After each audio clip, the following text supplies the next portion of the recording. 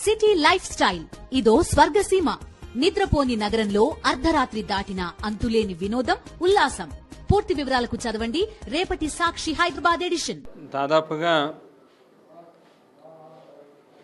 ఈ గడిచినటువంటి 5 నెలల నుంచి కూడా తెలుగుదేశం, బీజేపీ, జనసేన 3 పార్టీల యొక్క కలయికతో ఏర్పడినటువంటి ఈ ప్రభుత్వంలో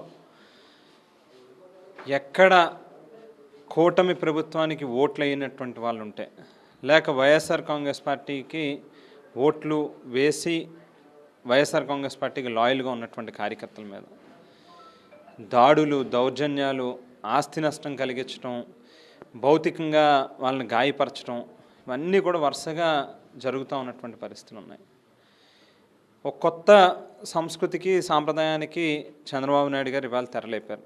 ఏదైతే సోషల్ మీడియాలో ప్రభుత్వం యొక్క వైఫల్యాలని ఎండగడుతూ నిలదీసేటటువంటి కార్యకర్తల మీద కేసులు కట్టి, అది కూడా ఏదో ఒక స్టేషన్లో కాకుండా పలు జిల్లాల్లో పలు స్టేషన్లలో కేసులు కట్టి ఈ స్టేషన్ నుంచి ఆ స్టేషన్కి, ఆ స్టేషన్ నుంచి ఈ స్టేషన్కి తిప్పుతూ వారు ఎక్కడున్నారనేటువంటి వాళ్ళ యొక్క ఆచూకీని కూడా వాళ్ళ రక్త సంబంధికులకి తెలియనివ్వకుండా ఇబ్బందులు పెట్టేటటువంటి ప్రయత్నం చేస్తూ ఉన్నారు.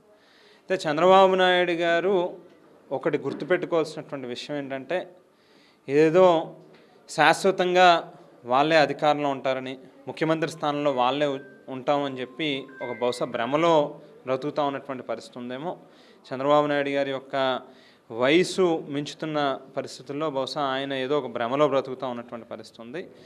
ఖచ్చితంగా ఏదైతే ఈవేళ మీరు చేస్తూ ఉన్నటువంటి పనులు ఉన్నాయో దీనికి 10 రేపు మీరు తిరిగి తీసుకోవాల్సినటువంటి పరిస్థితి వస్తుందనేటువంటి విషయాన్ని మాత్రం మైండ్లో పెట్టుకుని చేయండి అని చెప్పి ఈ సందర్భంగా తెలియజేస్తూ ఉన్నాం. ప్రజాస్వామ్యంలో ప్రజలకి ప్రభుత్వం యొక్క వైఫల్యాలని నిలదీసేటటువంటి హక్కు ఖచ్చితంగా రాజ్యాంగం ఇచ్చింది. ఇవాళ ప్రధానమంత్రి నరేంద్ర మోడీ గారినే ప్రశ్నిస్తూ ఉన్నారు. ఏదైతే ఎక్కడైనా వైఫల్యాలు జరిగినాయి, కేంద్ర ప్రభుత్వానికి సంబంధించి లేక ఒక ప్రభుత్వానికి సంబంధించి కావచ్చు, ఏదైనా వైఫల్యాలు జరిగినప్పుడు వాటిని ఖచ్చితంగా నిలదీసేటటువంటి హక్కు అనేటువంటిది ఉంది. అటువంటిది ఇవాళ ఎక్కడ ఒక్క మన రాష్ట్రంలోనే ఎంతమంది సోషల్ మీడియా యాక్టివిస్టుల మీద ఈ రకంగా కేసులు పెట్టి ఇబ్బందులు పెట్టేటటువంటి ప్రయత్నం చేస్తూ ఉన్నారంటే చంద్రబాబు నాయుడు గారు ఖచ్చితంగా భయపడతా ఉన్నారు.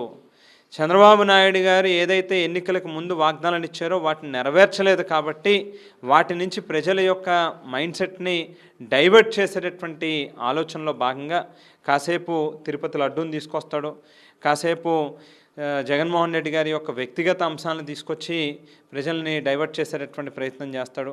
ఇవాళ కొత్తగా ఈ సోషల్ మీడియాకు సంబంధించినటువంటి వ్యవహారాలని తీసుకొచ్చి ప్రయత్నం చేస్తూ ఉన్నాడు.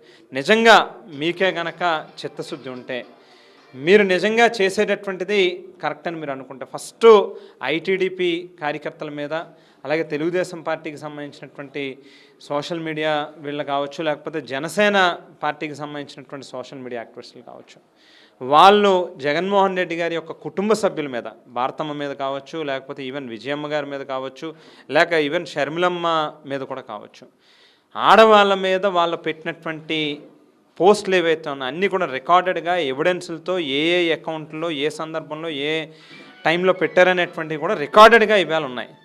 మేమే తీసుకొచ్చి మీకు కంప్లైంట్ ఇస్తాం. నిజంగా మీకే కనుక దమ్ముంటే, నిజంగా మీలో చిత్తశుద్ధి ఉంటే ఇవాళ వాటి మీద ముందు కేసులు పెట్టేటటువంటి కార్యక్రమం చేయండి అని చెప్పి విజ్ఞప్తి చేస్తూ ఉన్నాం. ఇదేదో శాశ్వతంగా మీరే ఉంటాము అనేటువంటి ఆలోచనతో మీరు చేస్తూ ఉన్నటువంటి పనులు ఖచ్చితంగా తిరిగి మాత్రం రేపు మళ్ళీ దీనికి చెల్లించుకోవాల్సినటువంటి పరిస్థితి వస్తుందనేటువంటి విషయాన్ని మాత్రం మైండ్లో పెట్టుకుని చేయండి అని చెప్పి అడుగుతూ ఉన్నాం. అలాగే మొన్నటి రోజు మా నాయకుడు జగన్మోహన్ రెడ్డి గారు ప్రభుత్వాన్ని నిలదీస్తూ మన ఆయన సోషల్ మీడియా హ్యాండిల్స్ అన్నింటిలోని కూడా కొన్ని పోస్ట్ చేయడం జరిగింది. ఇవాళ వాటిని వైఎస్ఆర్ కాంగ్రెస్ పార్టీ శ్రేణులుగా మేమందరం కూడా మా యొక్క హ్యాండిల్స్లో కూడా పెట్టాం. ప్రతి ఇన్స్టాగ్రామ్ కావచ్చు, లేకపోతే ఫేస్బుక్ కావచ్చు, లేక ట్విట్టర్ కావచ్చు, మిగతా ఇతర అకౌంట్స్ అన్నింటిలోని కూడా.